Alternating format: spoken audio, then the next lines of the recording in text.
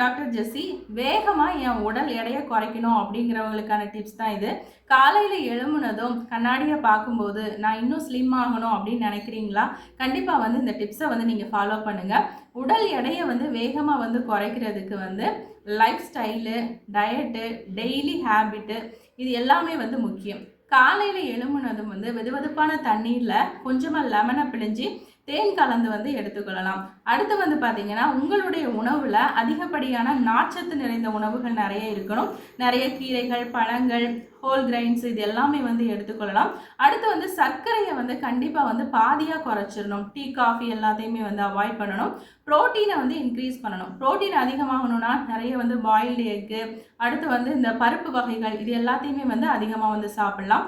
தினமும் 30 நிமிஷம் கண்டிப்பாக வாக்கிங் போகணும். இப்படி இருந்தால் உடம்புல இருக்கக்கூடிய தேவையில்லாத கொலஸ்ட்ரால் எல்லாமே குறைய ஆரம்பிக்கும். அடுத்தது மன அழுத்தம் இல்லாமல் பாதுகாத்து கொள்ளணும். இதுக்கு யோகா ஏதாவது செய்யலாம். அடுத்ததாக இரவு 8 மணிக்கு மேலே ரொம்ப ஹெவி ஃபுட்டு எடுத்துக்க கூடாது.